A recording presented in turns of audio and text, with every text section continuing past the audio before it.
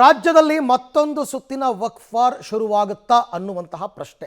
ಇದಕ್ಕೆಲ್ಲ ಕಾರಣ ಮುಖ್ಯಮಂತ್ರಿಗಳು ಮೊನ್ನೆ ಮಾಡಿದಂತಹ ಒಂದು ಟ್ವೀಟ್.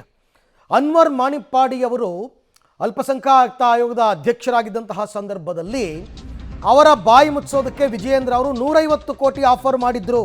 ಇದನ್ನ ಯಾಕೆ ಪ್ರಧಾನಮಂತ್ರಿಗಳು ತನಿಖೆ ಮಾಡಿಸಲಿಲ್ಲ, CBI ತನಿಖೆ ಕೊಡಬೇಕು ಅಂತೆಲ್ಲ ಆಗ್ರಹಿಸಿದ್ರು. ಆ ವಿಚಾರ ಈಗ ಒಂದು ಟ್ವಿಸ್ಟ್ ಪಡ್ಕೊಂಡಿದೆ.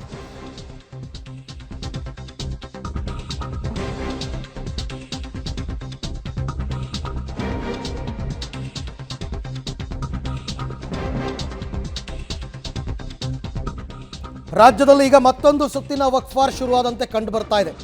ವಕ್ಫ್ ವರದಿಯನ್ನು ಮುಚ್ಚಿ ಹಾಕೋದಕ್ಕೆ ವಿಜಯೇಂದ್ರ 150 ಕೋಟಿ ಆಫರ್ ಮಾಡಿದ್ರು ಅಂತ ಮಾಣಿಪ್ಪಾಡಿ ಪತ್ರವನ್ನು ಉಲ್ಲೇಖಿಸಿ CBI ತನಿಖೆಗೆ CM ಆಗ್ರಹಿಸಿದರು, ಟ್ವೀಟ್ ಮಾಡಿದರು. CM ಆಗ್ರಹದ ಬೆನ್ನಲ್ಲೇ ಪಬ್ಲಿಕ್ ಟಿವಿಗೆ ಈಗ ಅನ್ವರ್ ಮಾಣಿಪ್ಪಾಡಿ ಅವರು ಎಕ್ಸ್ಕ್ಲೂಸಿವ್ ಹೇಳಿಕೆಯನ್ನು ಕೊಟ್ಟಿದ್ದಾರೆ. ಹಾಗಾದರೆ ಅನ್ವರ್ ಮಾಣಿಪ್ಪಾಡಿ ಅವರು ಏನು ಹೇಳಿಕೆ ಕೊಟ್ಟಿದ್ದಾರೆ? ನಿಜಕ್ಕೂ ಕೂಡ ಕೋಟಿ ಆಫರ್ ಕೊಟ್ಟಿದ್ದು ಯಾರು? BJP ಅವರು ಯಾಕೆ ವಕ್ಫ್ ವರದಿಯನ್ನು ಮುಚ್ಚಾಕೋದಕ್ಕೆ ದುಡ್ಡು ಕೊಡ್ತಾರೆ ಅಂತಕ್ಕಂಥದ್ದು ಒಂದು ಪ್ರಶ್ನೆ.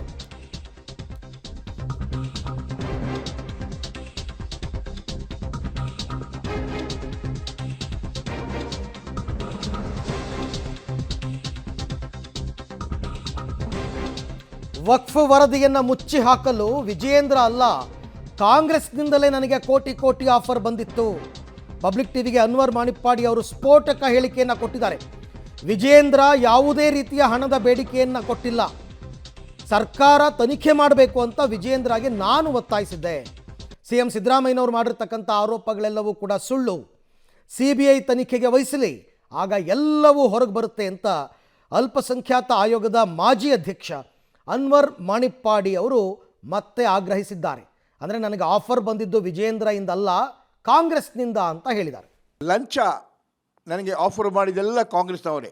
ಯಾರ್ಯಾರ ಮುಖಾಂತರ ಯಾರ್ಯಾರು ಬಂದು ನನಗೆ ಆಫರ್ ಮಾಡ್ತಾಯಿದ್ರು.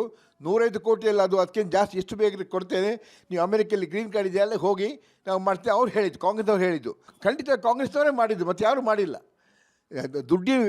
ದುಡ್ಡಿನ ವ್ಯವಸ್ಥೆ ಕಾಂಗ್ರೆಸ್ನವ್ರು ಮಾತ್ರ ನನಗೆ ಕೊಡ್ತೇನೆ ಅಂತೇಳಿ ಕೊಡ್ತಿದ್ದೆ ನಾವು ನಿಮಗೆ, ನೀವು ಅದರ ವಿಷಯ ಬಿಟ್ಬಿಡಿ ಅಂತ ಹೇಳಿದ್ದು ಕಾಂಗ್ರೆಸ್ನವರೇ.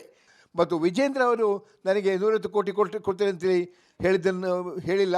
ಆದರೆ ನಾನು ಮತ್ತು ವಿಜೇಂದ್ರ ಅವರಿಗೆ ಈ ವರದಿ ವಿಚಾರದಲ್ಲಿ ಮಾತಾಗಿದ್ದಾಗ ಅದು ಯಾಕೆ ಮಂಡಿಸಲ್ಲ ಅಂತೇಳಿ ನಿಮ್ಮ ಅಪಾಯದ ಕೇಳಿ ಮಾಡಲೇಬೇಕು ಎಂದು ನಾನು ಅವರಿಗೆ ತರ್ಕವನ್ನು ಮಾಡಿದ್ದೆ. ನಾನು ಪಾರ್ಟಿ ಆಫೀಸಲ್ಲಿ ನನಗೂ ಮತ್ತು ವಿಜೇಂದ್ರ, ಆಗ ಅವರು ವೈಸ್ ಪ್ರೆಸಿಡೆಂಟ್ ಆಗಿದ್ದರು, ನನಗೂ ಮತ್ತು ವಿಜೇಂದ್ರ ಅವರಿಗೆ ಮಾತಾಗಿತ್ತು. ಯಾಕೆಂದರೆ ಆಗ ಅವರು ಯಡಿಯೂರಪ್ಪ ಅವರು CM ಆಗಿದ್ದರು, ಅದಕ್ಕೆ ಅದು ಮಾತಾಗಿತ್ತು.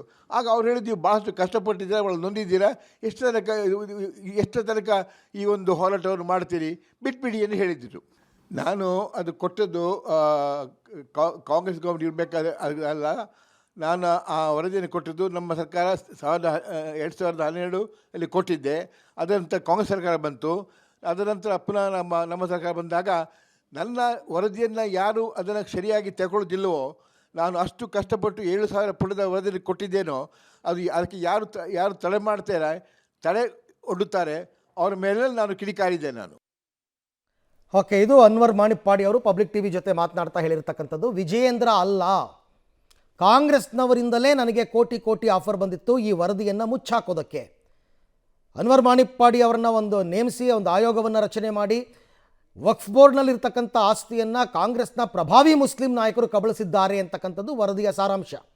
ಹಾಗಾಗಿ ಅದನ್ನು ಮುಚ್ಚಾಕೋದಕ್ಕೆ ಕಾಂಗ್ರೆಸ್ನವರೇ ನನಗೆ ಆಫರ್ ಕೊಟ್ಟಿದ್ದರು ಅಂತ ಹೇಳಿದ್ದಾರೆ.